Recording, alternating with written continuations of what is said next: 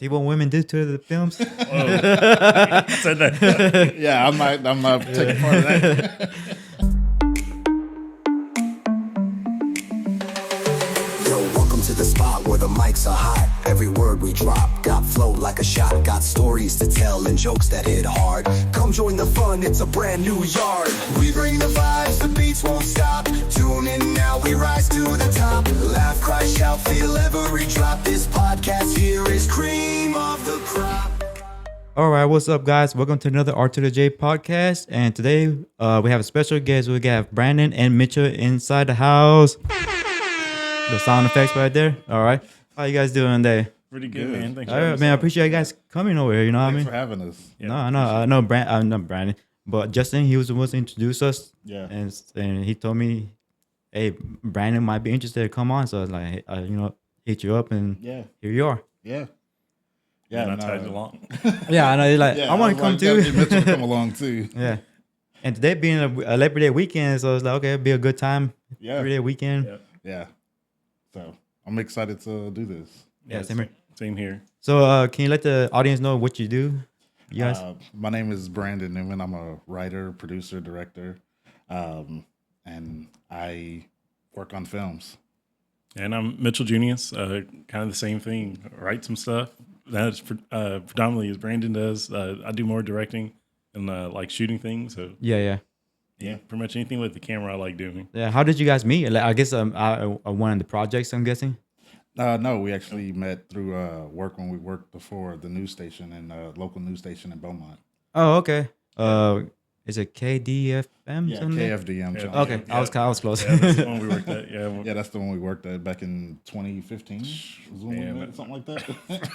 it's been too long. Yeah, it's been a while. So Yeah, we were both working in production at the time, and we were doing newscasts, obviously, but we would always talk about movies and things like that. And Brandon kind of got a jump on me in the game, so he had already shot a feature at that point. yeah, And I was still trying to figure out how to do shorts. So I was like, oh, shoot, man. Like, we may have something. And Brandon wasn't really interested in, like, the cameras and stuff at the time. But he was a really good writer. And I was interested in, like, only cameras at the time. And I didn't really care to write so much. So it was, like, destiny that we met, I feel like. Oh, okay. Yeah. yeah. That is very true. Yeah. Like I was telling you earlier, like I need to upgrade my camera because this is an older camera going to record like 20 minutes at a time. So it kind of messes up with the flow of the whole show, whatever. Man, I got you. We'll have production value all Yeah, over. exactly. Yeah. What do you think? What other camera I should get? Like starting off, like say, I was thinking like a little Sony one that's like $600-800 somewhere around there. Yeah, I'll step back on this. Yeah. Yeah, everyone likes the Sonys, but I mean, the image quality is great. Like, don't get me wrong. But like for me, I have like massive hands, and so like my hands like always start cramping up when I use them because they're so small. So I always get like the Black Magic cameras because they're just like big and chunky. And Oh, okay. they look really good and they're relatively cheap. But I mean, the good thing about like being in it now, doing things nowadays with media, kind of throughout everything, is that you don't have to spend a whole lot. And you can get extremely good quality. Like it's really accessible to pretty much everyone who wants to do it. You can pretty much find a camera that works. Yeah, you could just do it off your phone too. You know Yeah, what I mean? exactly. I know, man. Just get a little phone mount and call it a day. Yeah, because Good to go. like the quality on the phone right now, compared to the cameras of like 20 years ago, this is a whole lot better. Yeah, I Oh, know. yeah. You hold up a camera phone today, and if you showed it to someone in like 2010, Yeah. they'll Yeah. be blown away by it. Yeah, exactly, What was yeah. that shot on? Shit, even a cell phone back in the 90s or whatever, what's that? You know Yeah, what I mean? seriously. Yeah. I know for one of the projects that we did, you told me to download a camera app on my phone. So Yeah. I know they even have stuff like that. So Yeah, it's like real easy to get it done, and for stuff like that, especially like, excuse me, me and Brandon, we don't have identical stuff, but sometimes if he's somewhere in a different location than me, I can say like, hey, give me a little quick pickup shot of that, and it cuts together really good. Like you can't Yeah. tell like this shot was shot on the camera and this shot was shot on a different camera, so it cuts together really well. It just makes everything like so much easier. Yeah. So when you doing recording one scene with multiple cameras, do you end up using the same camera type or just kind of? Sometimes it kind of depends project to project. I mean, kind of the good thing with both of us is when we started in news, you kind of look at that as all a multi-camera shoot. yeah, And so, you're really good at being able to, get a scene, something like this, and figure out like, okay, I need a camera here, I need a camera here, and being able to get that, and it increases the coverage. And so even if you're just using one camera and that's all you have, you still kind of have that mindset of like, Yeah, you okay, know, you this is still know it's what gonna you look need to like. get to make the coverage work for whatever you're filming. Yeah. And for like the writer's perspective, how did you kind of get into that field? You know? It's a funny story. I have always loved writing, and so there was a movie called Jay and Silent Bob Strike Back that I had seen that I really liked. I remember that. Yeah, really. And I bought the DVD, and at that time I was really big into all the features that they would have on them. And so one of the features was script to screen, and so I read that, and I was like, "This is just like exactly what you see on the screen." I don't know what I thought it was, but I didn't think it was that. So I was just like, "I can do that," and so I just like learned how to do it. Oh, okay. So I always thought about that, you know, when people say, oh, here's, you know, read a script for a movie, you know what I mean? It's like, okay, how is this written? You know what I mean? Yeah, that's that. I guess that's what I thought it was too. I was like, I don't know what this really is, and so when I read it, I was just like, this is describing what's in the movie. So I was just like, I can do that. Yeah. The script just describes like the setting of where the background, It, or it just depends on, it depends on like what kind of world building you're doing. Like if it's just like you're here in America or here we're in the world and it's like our world, then there's really not a lot of world building that you have to do. But if it's like a fantasy type thing where you have to describe planets and what the planet looks like and different things like that, that's when you have to get more in depth into the world building. But otherwise, it's just like in a store, and the store has shelves, and then you go from there. And yeah. then you And get into he the said, she dialogue. said, and all that stuff. Well, you get into the dialogue of the character's name. They're the ones who's saying the stuff. So there are some like technical aspects of it that you have to learn, like spacing and like different things like that, scene headings and stuff like that. But other than that, it's just like writing a story. It's just a different format for it. And kind of one of the things I like about Brandon's style of writing in particular is that, you know, kind of for me, as someone who just wanted to go out and shoot, I wasn't really concerned with like the proper formatting and, you know, what would be best to do this. It was more like notes to myself if I would write something back then. But with Brandon, you know, especially I guess having like that writer mentality and being able to do it, he's able to write in a way to where, you know, if you're a director or a cinematographer or even an actor, you can kind of visualize like, oh, this is broken up like this. So it's probably going to be shot in this way. Or it's written like this. So we're probably going to do it. It's a long take. Or we're going to, you know, have close-ups here and there. You can kind of gauge by how it's written, how it needs to be on screen too. Thank you. That's like, I mean, it makes it easy for like someone else, you know, reading it. I'm glad to hear that. Being able to see it how it is. So that's kind of one of the things specific to screenwriting that you have to kind of learn is how do you tell your story to where the guy with the camera doesn't mess it up. Yeah, you have to kind of learn the language of it. So. Yeah. No, okay. And then also, I also talked about this to Justin. Also, you guys use like the pictures and drawings, whatever, to Yeah, get like the camera storyboards angle. and Yeah, stuff, yeah. storyboard. Yeah. That helps out with the camera angle as well too. Yeah, I tried to do that before. I'm not a good artist, so Yeah, it doesn't work. It's for just me. be straight stick figures for you, right? Figures all the way. And then even some of those is like, what is this supposed to be? So I was just like, yeah, I'm not gonna do that. Yeah. Yeah, I usually do like overhead diagrams. I would just put like a circle where the person's supposed to be and like a little V where the camera's supposed to be. Yeah, I've seen some of yours. Yours are really good. Something So. like that. So, some of the storyboards, sometimes if it's something that I really want specifically to look like this, I'll like take a little extra time. It's never like really good. It never looks like, you know, a Picasso or it may look like a Picasso. Yeah. Kind of weird eyes all over the place, but it never looks really good. Hey, it might be a Picasso to another cameraman. Oh, okay, I see what's camera I see what's going on there. I end up doing like just shapes basically where it's like just a bunch of dark and just a bunch of light where it's like, okay, you kind of get where the focus of the frame needs to be on these light areas. And are you guys born and raised here in Southeast Texas, or? Yeah, I'm from Beaumont, so I claim the superiority of that. No, support. Yeah, I'm from Port Arthur, born there. I lived in California for the first 5 years, and then I came back, and I was in Port Arthur for 20 something years, and then I moved to Houston when I got married. Okay, where in California you were at? Southern Irvine area, I guess. Oh, okay, I was lost. Like, Okay, I was, okay. I was between 6 months and 5 years old. Oh, so okay. I You was very. You was still it's like Irvine, Yeah. Tustin area. My mom was in the military, in the Marines, so that's where I was. Oh, That's where okay. I was based.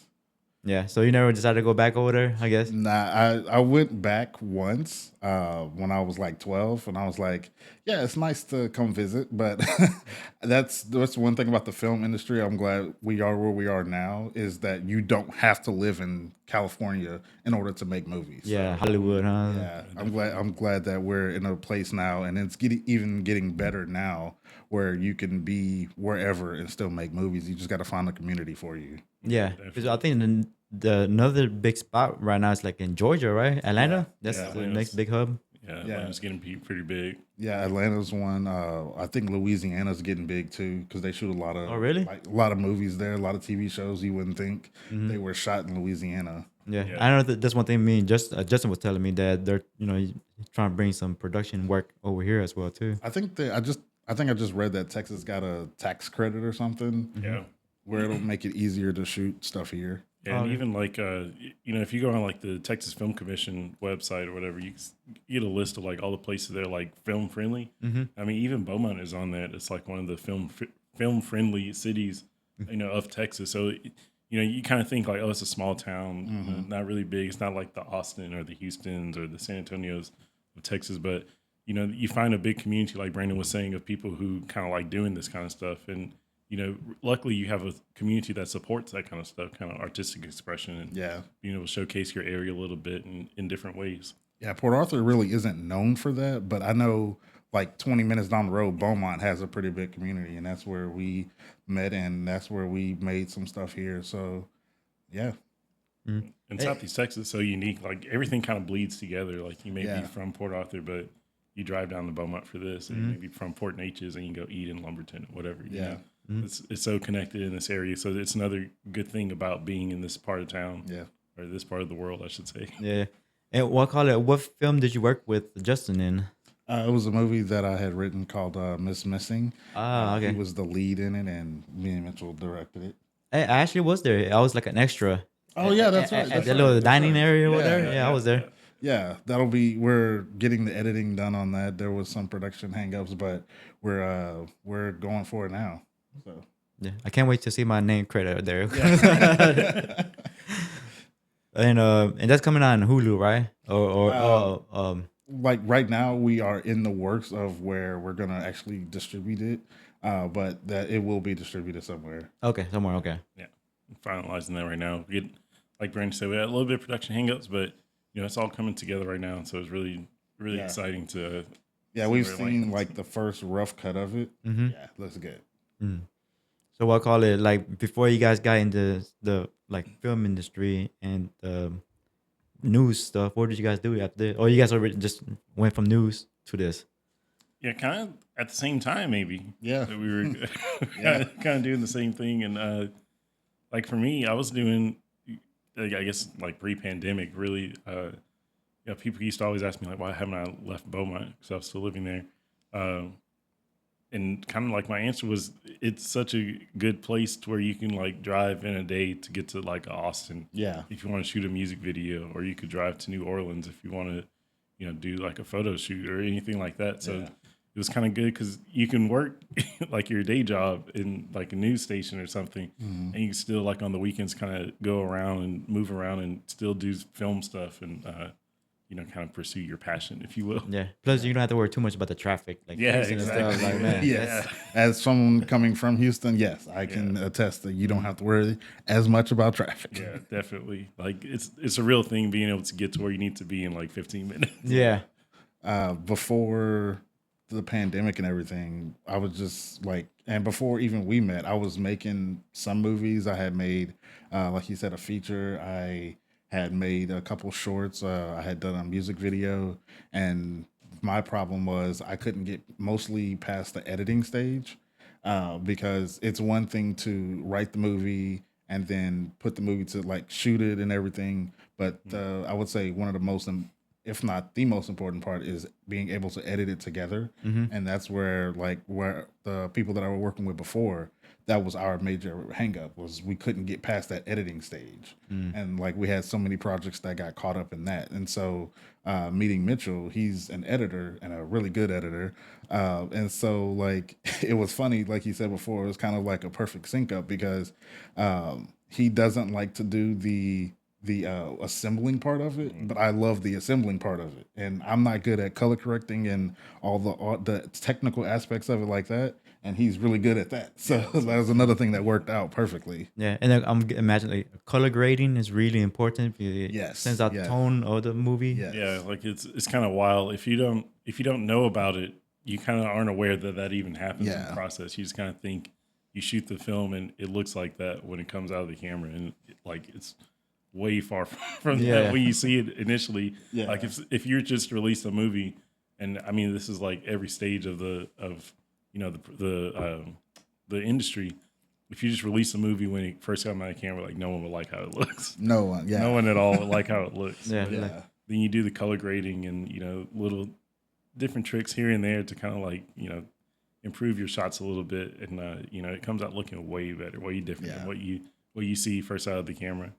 Yeah. I could imagine that like if you have the two images side by side, it's like you're like, what it's night and day. yeah, it's not the same camera you use, but it was, but just all the editing you need to do to it. Yeah, you have to do all that. It's a long process. That's what sometimes people think, like, oh, a movie was shot last year, you hear about that, and it's going to come out, in 2027 or whatever the year is.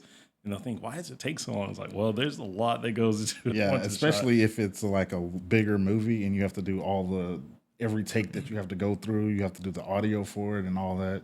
So it takes a while. Yeah, I could imagine like all the CGI as well too. If it's if it has a CGI too, like yeah, I know there are some movies that do CGI that they have to take up to a year before they even like are finished editing it. They have to start on. That's when they have to start making the computer graphics for it. So, oh really? Damn. yeah. Yeah, and there'll be whole teams, like whole like warehouse of people working on like just this shot. Yeah.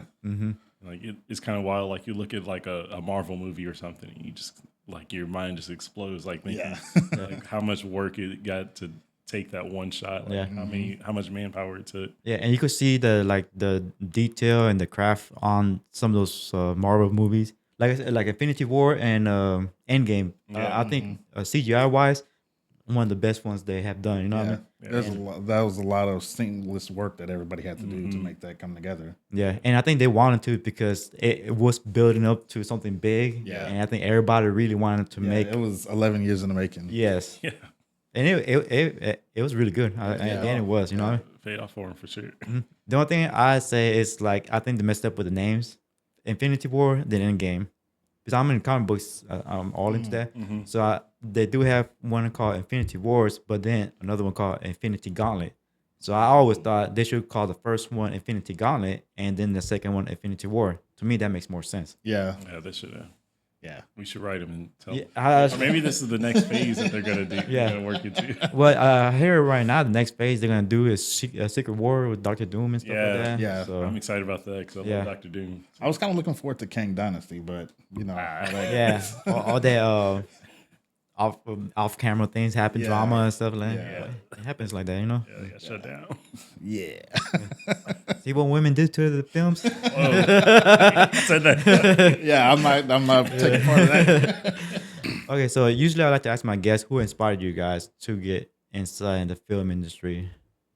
I'll let you go first.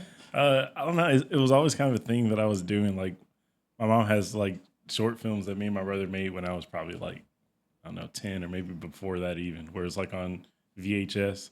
Like we didn't know how to do anything, so we would have to like record something, pause it on the camera, look at it, rewind it in the VCR, get to that same point, shoot it again. Oh wow! It was like we didn't know about editing and stuff back then, but once I kind of got into it, I guess like my inspirations would be kind of like Quentin Tarantino, Christopher Nolan.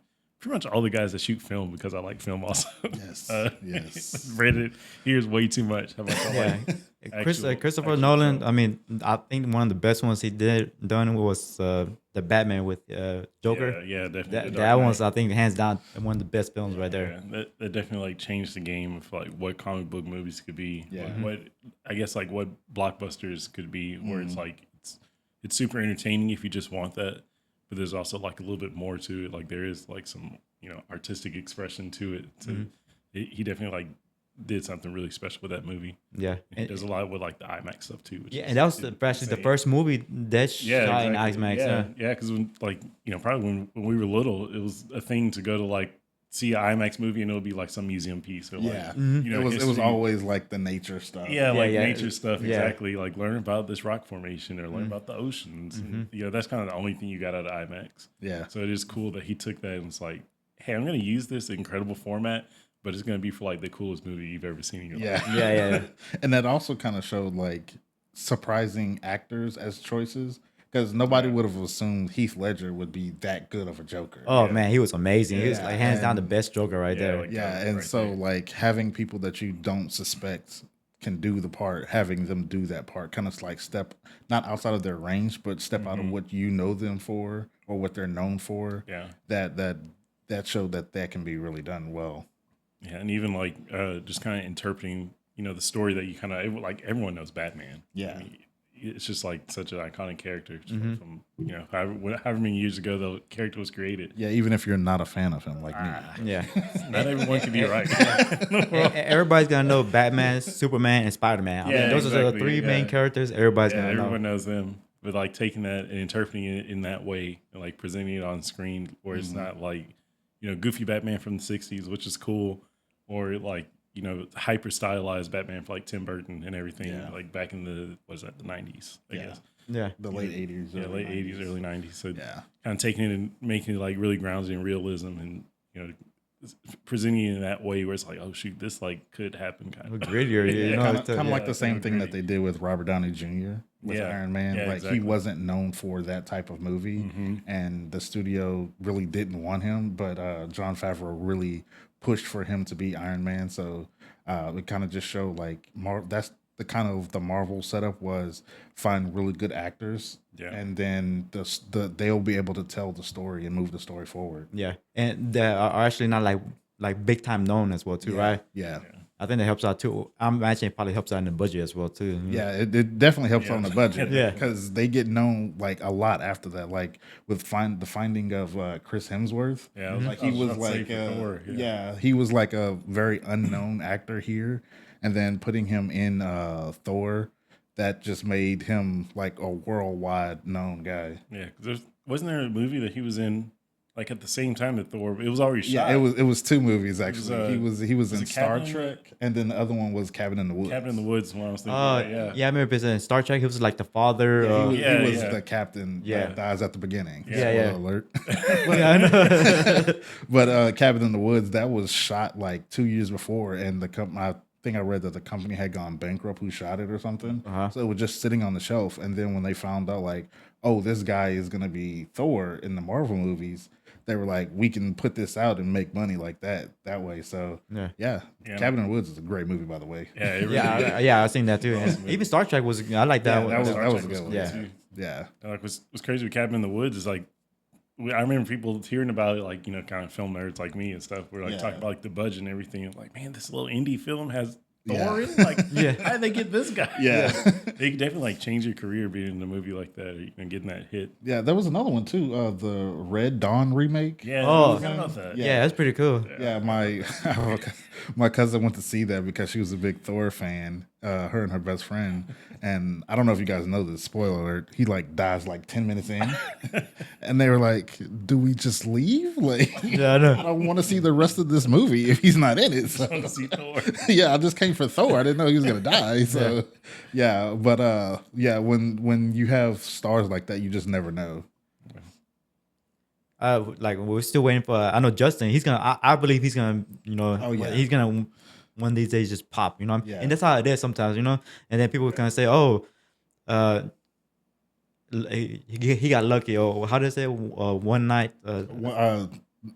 not one hit. No, on the overnight sensation. Yeah, Overnight something like sensation, that. Yeah. yeah. They're like, no, he's been working at it for years. You know what I Yeah. mean? Just like you guys have been working at it years. Yeah, hopefully this is the movie that makes sense. Yeah, really, this is the one. Yeah, I remember hearing a quote from a band. I forgot which one it was. They won like Best New Artist of the Year, and they did like their accepting speech. It was like, I never thought that in 10 years, 10 years of working, I'd finally be the best new band. It took us 10 years to be the new band. New band. Yeah. Yeah. But to go back to your question about who is inspiring, mine started in like high school. I got into theater arts stuff, and one of my teachers, Reese Ravencraft, she's an actress as well, and she is really the one who kind of like inspired me at the beginning. And she was like, "You're really good at this. You can do this." So that's kind of where mine started, and then I just like I said, I just put that with the writing passion, and that's where I am now. So I credit her for that. We always need some writers because my writing is horrible, you know. Sometimes I always struggle at work because I got sending like emails. Like I always go back, reread it a couple times, just make sure everything's right. Spell check, man. Yeah, exactly. So you guys got any like crazy stories or funny stories you guys could share? For the film industry, or Yeah, just, or if you're mostly in the film industry. I like it. Definitely. film industry, yeah, there's a lot of different stuff, but I'll let Mitchell go first. Wait, defer to me. I mean, I don't know. Like, I just think like, I guess it's not really like a specific thing, but it's kind of crazy. Like a lot of people never think of like, oh, they got this shot. So you're always thinking that it's going to be like, oh yeah, it's like a tripod maybe and like a camera on there, a bunch of lights and some dude saying action. And then the actors do their thing. But like, I think seeing behind the scenes, of like how some of the shots are got, like there's a scene that takes place in the bedroom and Mrs. Missing. And like the guy operating our camera, he was literally like straddling on the actors, like on top of them, Yeah. you know, with the camera over him.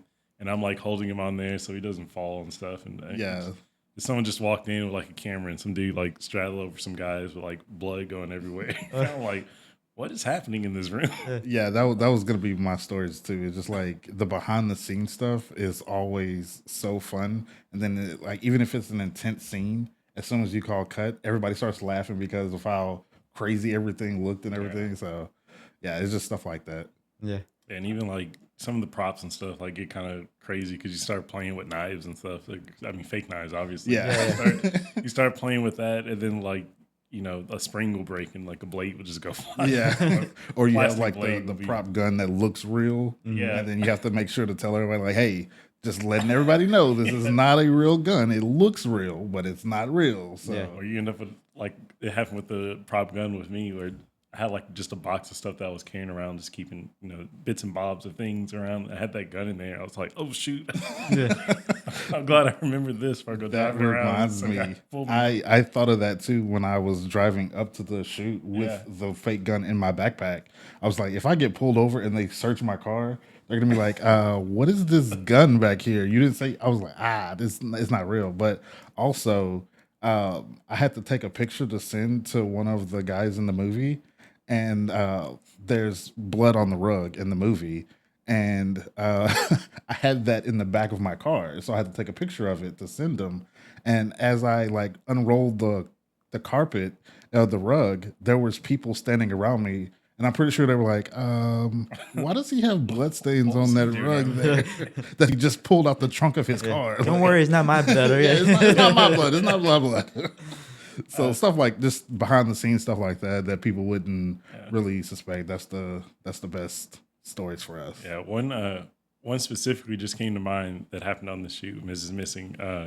So this was supposed to be, at least in my mind, I thought this was going to be like our shortest day of the whole shoot. Yeah. So I was like, yeah, we'll just go in, get out. We'll probably be done by lunch. And Yeah, like, I know what day you're talking about. yeah, exactly.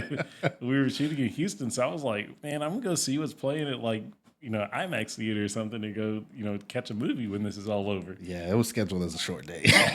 I did not get to see that movie because where we were shooting, on either side of us, we would start shooting and the actors would get into their roles and everything. lighting, everything's like clicking on, all cylinders. And all of a sudden we hear like John Bonham doing a drum solo, like just drums everywhere. We're like, what is going on? Yeah. And so that was like every like couple of lines that they would deliver, we would just hear the drummers start back up. And so it turned into us stopping, waiting for like a break in the drumming to happen.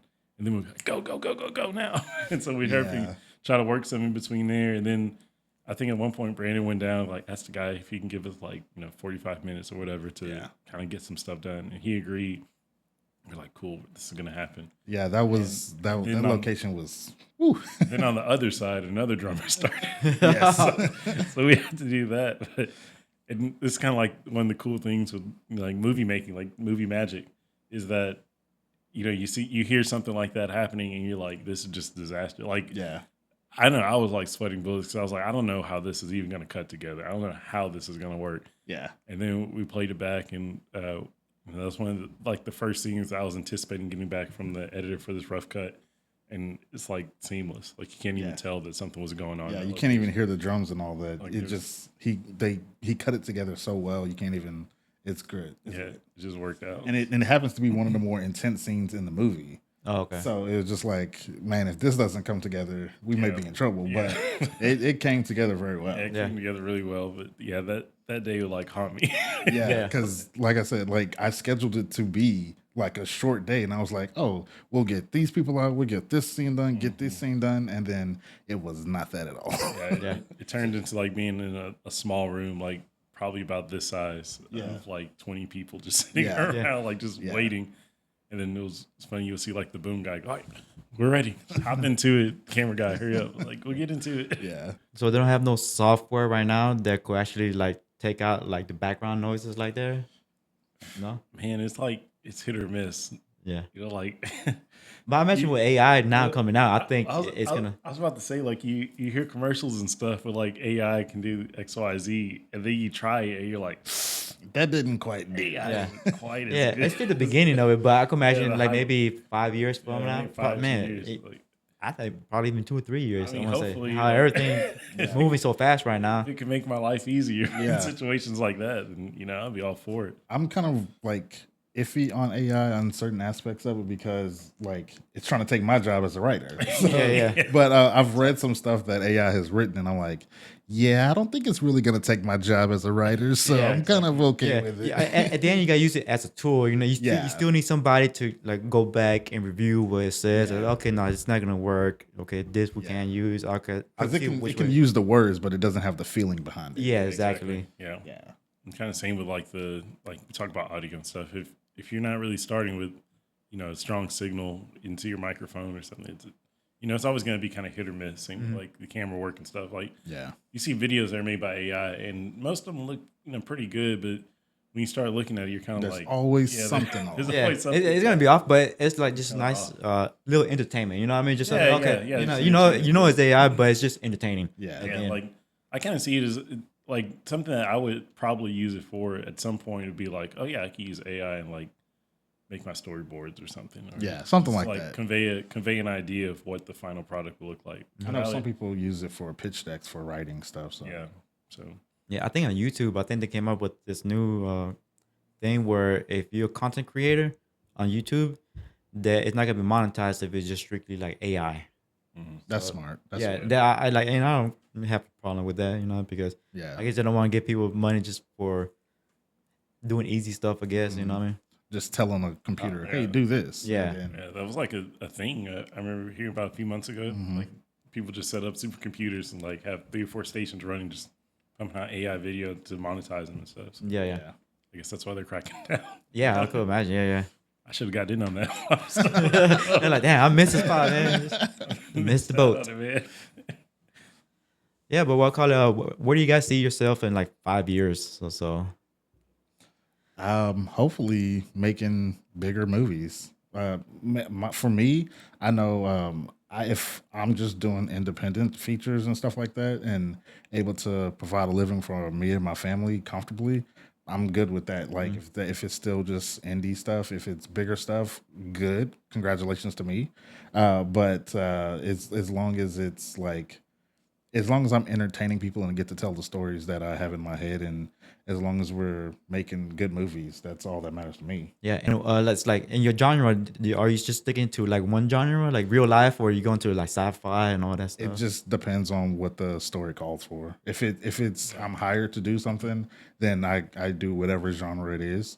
There's one specific genre that I stay away from, and that's like the dark, scary stuff, like the Omen and like the Ouija board, that type Okay. of horror movie where it's like the ghost feature. Exorcist horror. and all Yeah, that. all that I stay away from that. But like if it's just like a monster movie or something, I'll do that. But like in my genre, like I said, my genres jump from whatever the story calls for. Yeah. So you would do a funny scary movie, like remember like I heard they're bringing back scary movie. Yeah, scary movie. Yeah, Yeah. they're making another. Man, breaking news. Yeah, Yeah. Anna Faris and Regina King, I think is her yeah. name. Yeah, they're coming back for it.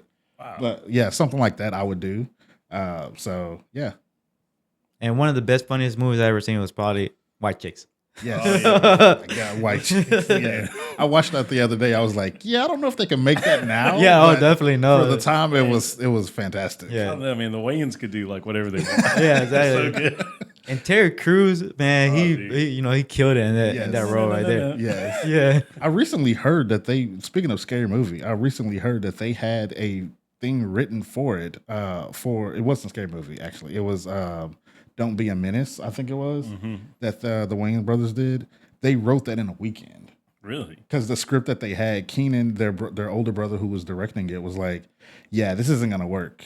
As we move into production, they were like, what do you mean? He was like, yeah, it's not going to work. So they redid the whole thing in like a weekend. Man, that's wild. Yeah. And I was like, man, that's crazy. That's writing there. Yeah, That's tough to do. Yeah. Just sitting down and being focused that long. Yeah. It takes a lot. And how about you, Mitch? Where do you see yourself in 5 years? Man, I think Brandon kind of summed it up. If we just keep making movies, doing bigger things, bigger and better, you can only go up. Yeah. You never go backwards. Just keep going forward. Yeah.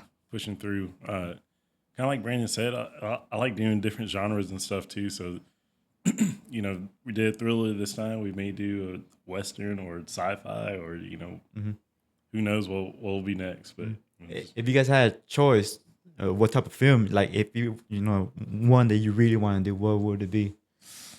I know for me, specifically, I've recently discovered this.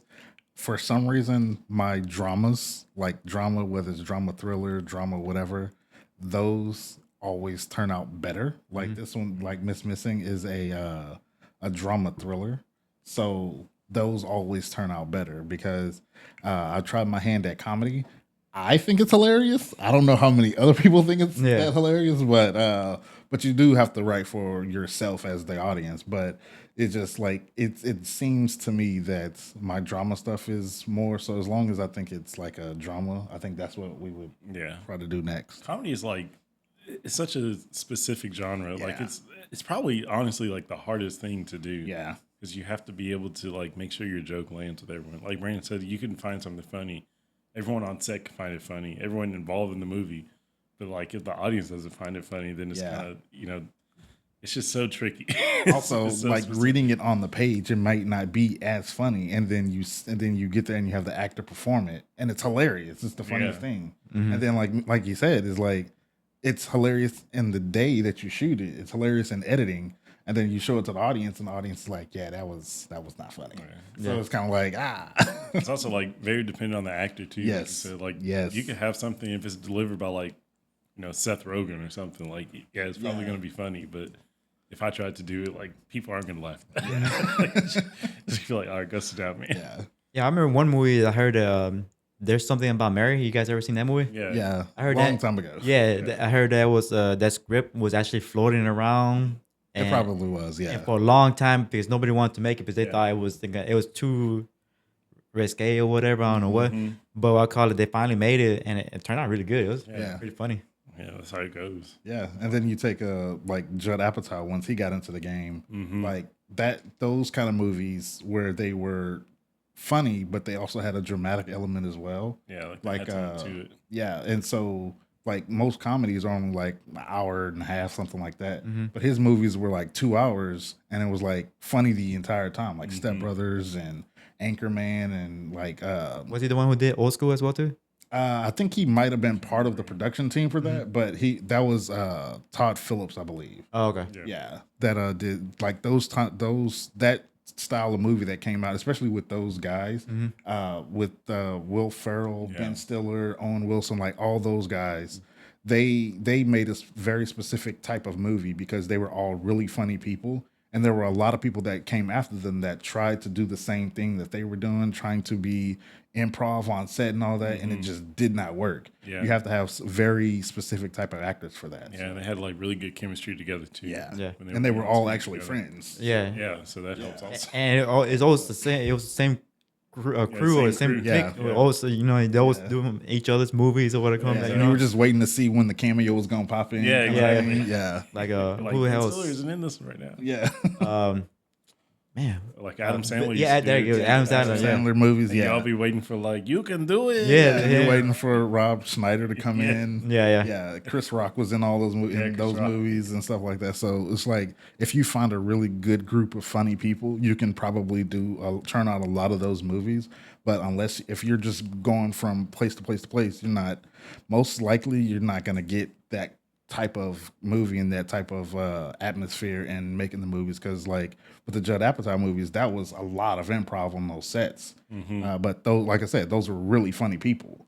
But if it's just like regular people who just like think that they're funny with their friends, that probably isn't going to work out as well. But how is the only way I guess is if you make it, then you put it out there. It's like, That's the only way you find out. yeah, I know. And everybody think, well, we thought it was funny. Yeah. And that's the problem with comedies. I know that like comedy is a genre that a lot of people are staying away from now, but it's for that reason, because like people are scared to make those type of movies because you just don't know whether or not it's going to be funny. Yeah. And especially like once you get to like, the Judd Apatow level and stuff, it kind of becomes, I mean, I want to say that he's thinking about this at the time, but it kind of becomes like a financial risk also. Yeah. Or in like a cultural risk, because you don't want to like spend millions of dollars on this movie and then it bombs. Yeah. I think the last one that I think was really big was funny and it was out there. It was with Ben Stiller, Thunder. Tropic Thunder. Yeah, Tropic Thunder. Oh, that one. Yeah. Man, I love that movie. Yeah. That movie was so funny. That movie was so funny. Like it holds up today. Like it probably wouldn't be made today. Yeah. But, Yeah, because of the whole Robert Downey Jr. thing. But I think man, it that they holds played up. they played that really well. Yeah. So like I think Tropic Thunder could be made today, because the way that they did Robert Downey Jr. it just played very well. Yeah, it was like I said, you could watch it today and like no one's not gonna laugh at that movie. Yeah. Everyone's gonna be like in tears by the time that movie is over. Yeah. But I mean, I think that if somebody just takes the risk Yeah. and they do another movie like that, I don't think it's gonna get. I mean, maybe some people might be saying backlash on it, Yeah, but yeah. at the end, numbers gonna speak. You know what I mean? Yeah. Yeah, exactly. There's a movie that just recently came out with Eddie Murphy and Pete Davidson, Keke Palmer, Eva Longoria on Amazon Prime, I believe. Okay. Called The Pickup. Like they probably spent a couple $1 million on it. I watched it. It's funny in parts and stuff like that. So like it's even somebody as funny as Eddie Murphy, even somebody as like funny who came from SNL as Pete Davidson. It's just hard to make comedies nowadays, and just because, like I said, nobody wants to put the money into it, and then you have like a legend like Eddie Murphy, like that can kind of help, but the movie can only go as far as the movie goes. If he's the only funny person in it, then that's a problem. Like the rest of the movie isn't going to be that funny. And you also have to have like really funny writers too. Yeah. So it's like That's a big part of it too. you know, Like with The Hangover, that first one, smash hit. Everybody loved it. Yeah. And then I think they switched up the writers or something, because the second and third one, like while I love Craig Mazin because he's one of the writers on it, and he did The Last of Us and Chernobyl and stuff like that, like it was just a different type of movie. So. Yeah. Well, I guess they probably saw, okay, the first one was successful, then the next Yeah, one. not every movie deserves a sequel. Yeah. Or a threequel, you know what I mean? Yeah. exactly. Yeah. That's huge. Just if it's good, just let it be. Like Step Brothers. Never had a sequel, never needs one. Yeah. Just let it be. Yeah. You don't need to try to milk everything out of it, you know? Yeah, exactly. Just let it be, and it'll just grow from there. We were talking about the Dark Knight earlier, and that wasn't supposed to happen. Yeah. The second one wasn't supposed to be made. It was supposed to just stand alone as like Batman Begins, and like even the whole like car thing at the end. That was just like, oh yeah, like that it exists in this universe. That you see the Joker card. But Christopher Nolan said, I think after he made what was it, The Prestige? That he made after that.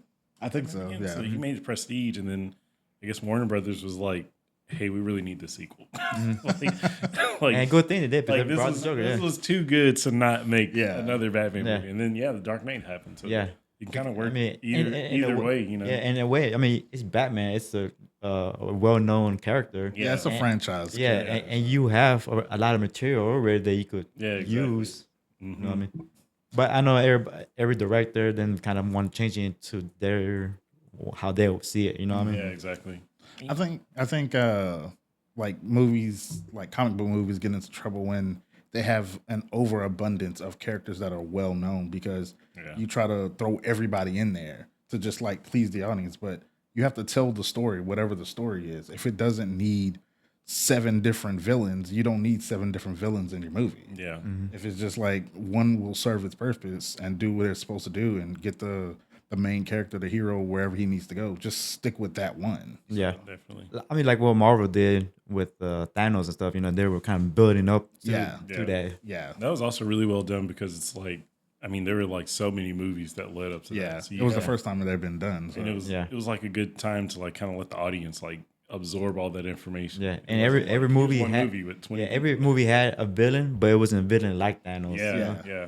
They had their own individual villain. It wasn't like I like where it is now, but the crossover in every single movie, it like if you have a little bit of crossover, that's fine. Yeah. But like trying to tie everybody into every single movie every time, it just doesn't always work. Yeah. The audience know that you're trying too hard. You know what I mean? Yeah, exactly. It doesn't feel authentic. Yeah. You know? Yeah, it's very like forced. Yeah, that's what I try to do when I do movies is like do whatever is the most realistic. If it's realistic that somebody would die, I make them die. Yeah. If it's realistic that they might survive whatever's happening, they're gonna survive. So it's like I look at it as a principle of not everybody deserves a hero's death.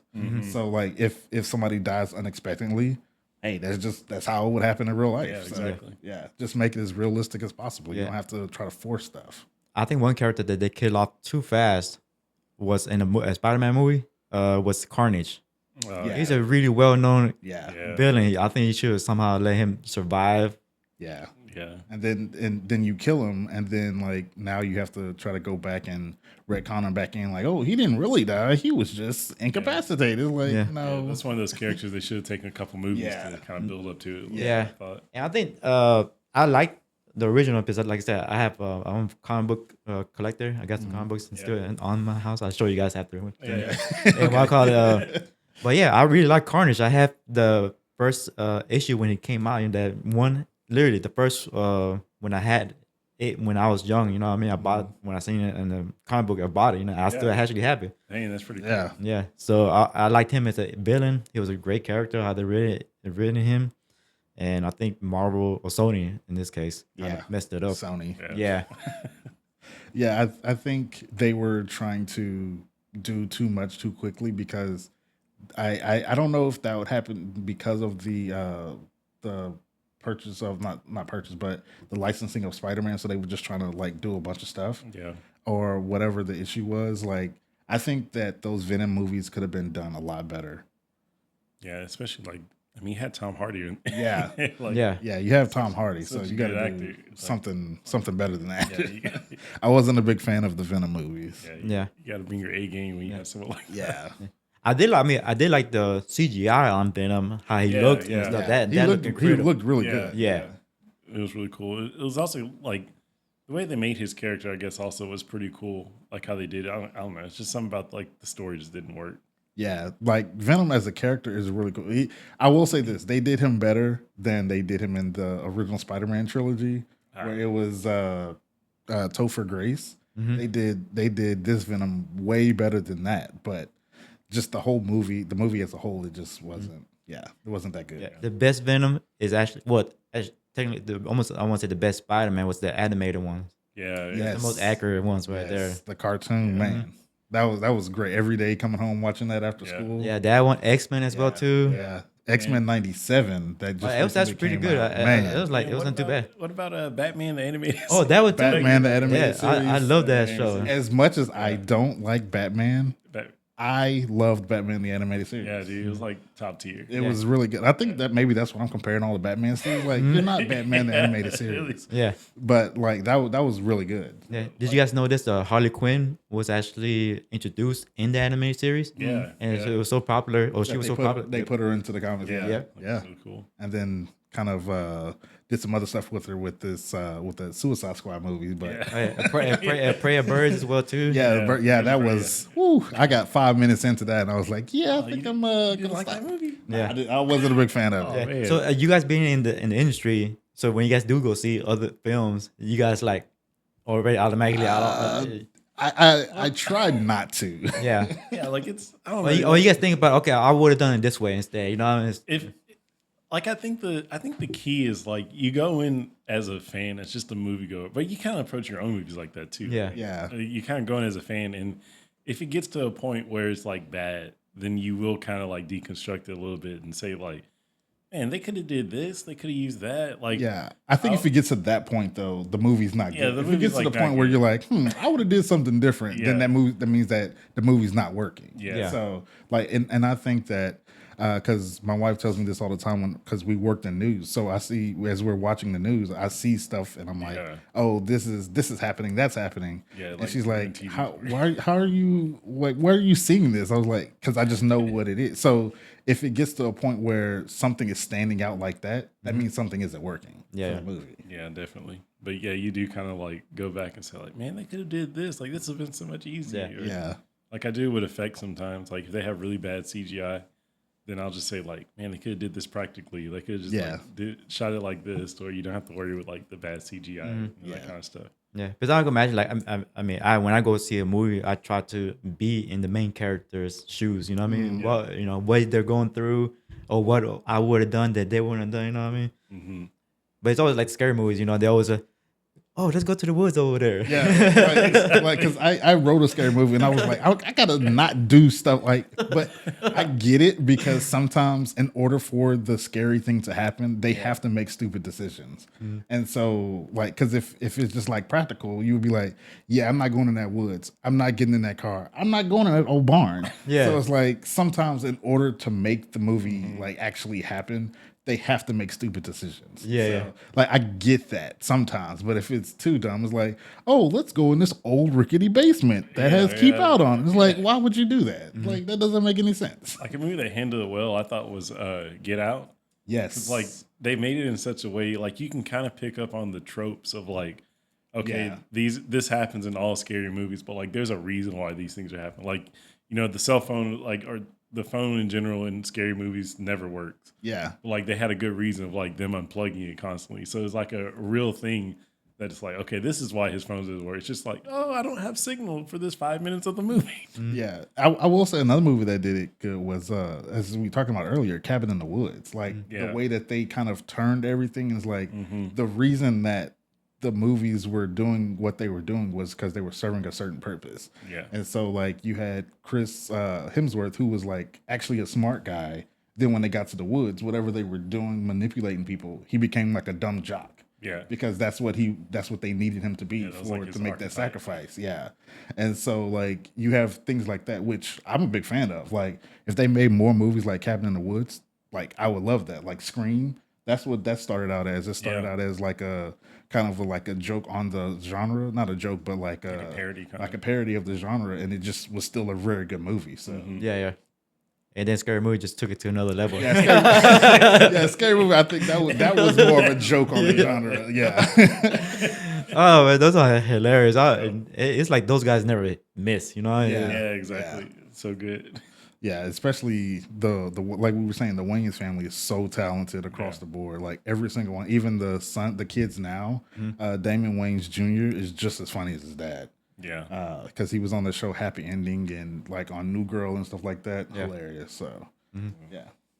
So you guys got any last words for the audience? we will let everybody know when Miss Missing is coming out, and everybody watch it however it comes to you. Yeah. You guys got social media and stuff like that, or where they could follow you or anything like that? Personal for the personal ones, yeah, but it's BMDM86 on Instagram. And Instagram also Mitchell Magic with the J, Majic. Okay, I'll probably get you guys to send me the information just so Okay. I could put it on there, so that way maybe people can follow you guys, whatever. It'll be a lot easier. Yeah, we hope that everyone sees the movie though. We appreciate you guys listening today, and definitely like support other like independent and smaller Yes. creators like us, because that like helps everyone do a lot better and get more projects out. So Yeah, and support local films in general, and also independent films that you see around. Yeah, because sometimes those little ones, independent ones, they actually make really good movies. You know what I mean? Yeah. Especially, and probably easier, or but a little more budget friendlier as well too, compared to the bigger ones. And a lot of the independent movies like tell a lot better stories because you don't have the money to do a bunch of like special effects and everything, so you more rely on the story to get the point across and get the movie out there. yeah.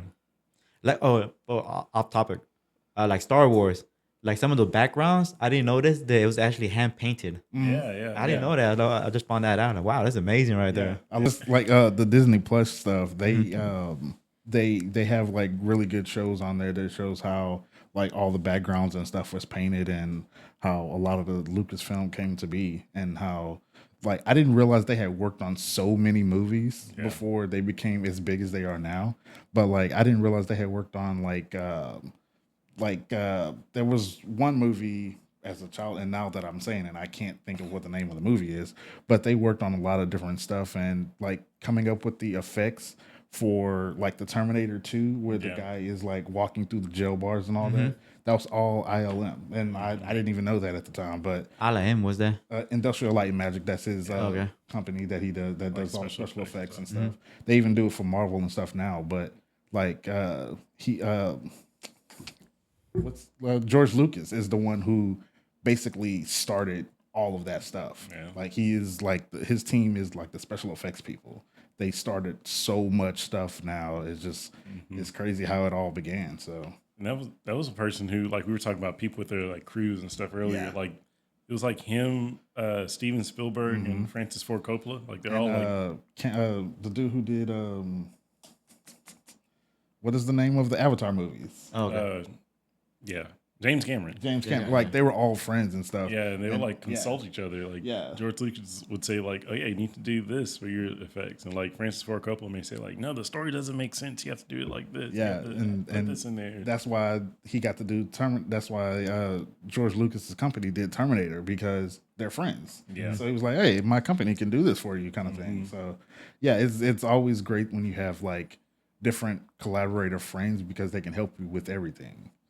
Yeah, it's definitely not like a one person art form. Like you definitely need some more people to kind of help out. Like you may think you can do it all at first, but like you need other people Yeah. to do it all. It's always great to have collaborators. It's always great because I send Mitchell stuff that I'm working on, like writing and stuff, and so he sends me stuff, and we've written some stuff together. So yeah, it's always great to have good collaborators to work with. Yeah, 100%. Especially in this industry, because it can't be a this is my way, this is how we're doing it type situation. There are a lot of those, and some of those are successful, but it's very hard to get people who want to work with you if you're like, this is my way, this is how we're gonna do it, kind of thing.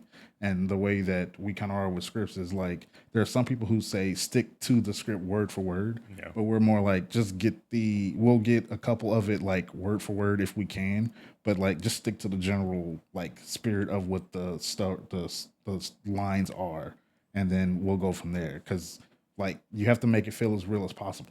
So yeah, and sometimes it like works better in your head when you're reading it, and like you may come up with a plan, and then when you get to the location for whatever reason, it just like it's not happening. yeah, And like you have to be able to like pivot a little bit, be a little bit flexible. Especially like another thing, like why I like working with Brandon a lot is that he'll kind of have like the story that he wrote like so ingrained in his head. He's like, yeah, this like has to happen. And then I may say like, well, this doesn't really work very well here. Well, this has to happen, but on here you can do kind of like we can kind of do whatever and it'll still work. And then I'll be able to kind of say like, okay, well, let's try it like this may work like visually. And he kind of like keep me honest with like, no, the story needs this and we need to do that. So it's a good like check and balance system, I think, to make sure everything gets done that needs to get done. Yeah. One scene that I know this is like going way back. One crazy story on Miss Missing was we were shooting one of the scenes that is like an argument between the husband and wife, and like we were just talking and hanging out and everything before set, and everybody was cool and stuff. And then as soon as we called action and they started acting, the scene was so good and so intense. Like all of us behind the scenes were like, "Did they get in a fight for real? Yeah, Like what happened?" And like, then way too passive aggressive. Yeah. Like It what was- is happening? and like even like you saying, like I know the script, and even I was like, I don't know what's happening right now. And so like and they were saying the words that they were supposed to be saying. It was just like very passive aggressive, very intense. And then as soon as we called cut, like they went back to laughing and talking. And we were like, oh, okay, so y'all are just really good actors. Okay. You guys pass. Yeah, you're good. Okay. It made it bad too because like we had planned it to shoot it as like one long take too. So literally they were just doing the whole scene with like no cutting. And we were just like, should we stop them? Yeah, I don't know what happened. And then it was like, oh yeah, you're just really good. Okay, that works perfect. That's good chemistry then, I guess. Yeah. They're really good together. Those Justin and Nancy. Yeah, they were really good together. Working that scene together. So Yeah, it was Sydney really was good. great. Everybody was great. Yeah, Yeah, Charles, even though yeah, he wasn't in the movie a whole lot, but man, when he was in it, like Yeah. the scenes are like, yeah. He does kind of steal the scenes that he's in. Yeah. yeah. That's good. You know, you always want people who are passionate of their work, you know? Oh yeah. It was a fun shoot. It was stressful because we didn't have that much time, but it was fun. It was fun. Definitely. So what's the other movies you guys working on right now?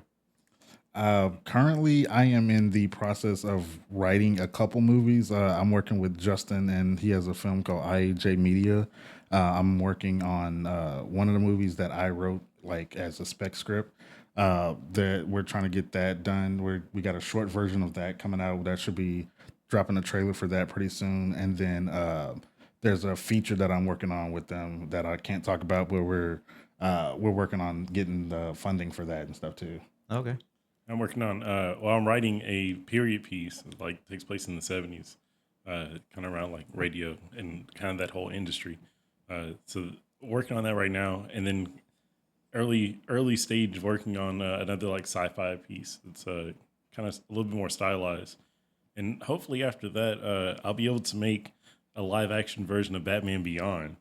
Oh, Batman Beyond? That would be fantastic. Yeah. That would be like a dream project for me to be able to write Yeah. that. So, Christopher Nolan or Ryan Coogler, if y'all have some connections, Batman man, if you're watching. That is the second greatest Batman to me. Batman Beyond, man. I wonder who would be like a really great old Bruce Wayne, you know what I mean? And there's only one guy. Oh. You gotta get The original? the original Batman. Yeah. I forgot his name. Oh man. And Michael Keaton. Yeah, Michael Keaton. There you go. I mean, He's like the perfect age right now. Yeah. he is the perfect Yeah, age he for it is right Batman. now. And he was Batman in that Flash movie. So yeah. This will be the redemption. Yeah. Who would you cast as the Batman Beyond guy? I forgot his name. Terry? Yeah, Terry. Oh man, it'll have to be like. I feel like it'll be like an unknown. I believe so too. You know, like- Just to kind of help out in the budget as well too.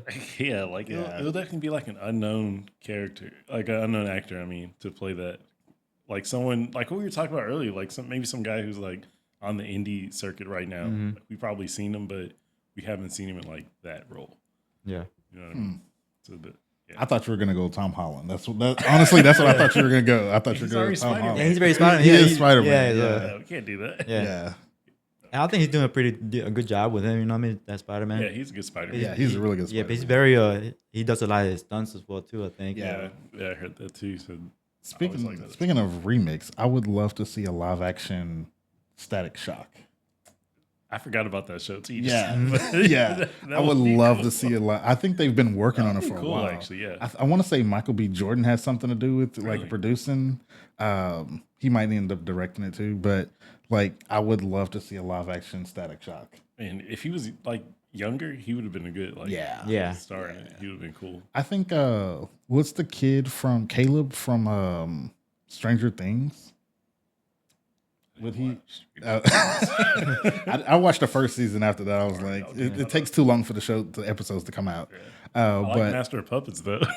I haven't seen that one. Oh, that's the old one, huh? Well, Master of Puppets? Well, that's the song that they okay. Metallica song though. Yeah, that must be from the season that I didn't. I think it was like I don't know. That's the season I didn't watch. But yeah, I think he might work as a good Static Shock. Depends on if he can do it. I don't know. Yeah. I've only seen him in Stranger Things when he was like 11. So Yeah. Stay So, the same, right? Yeah. I guess we're kind of getting low on time, but hey, appreciate you guys coming. yeah, thanks for having thanks us. for having Yeah, us, yeah. it was really great. Maybe I tell Justin, hey, anytime you guys need an extra, let me know. I'm Yeah, always down. We're always happy to have you. Yeah, definitely. If you need me to die, I'll die too. I'll try to do a good job. All right, guys. If you guys like what we're doing over here, go ahead and like, comment, and subscribe. Sure helps the channel grow, and you make sure you check out these guys and their work and Mrs. right? I'm saying her? Miss Missing. Miss Yeah. Missing. There you go. All right, and the other movies they're making, I'm sure it's gonna come out in a year or two, somewhere around there. Yeah, somewhere around there, hopefully. All right. All right, guys. Have a good day. Peace out.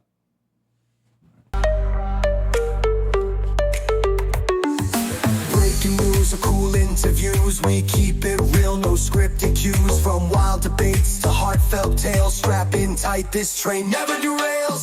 We bring the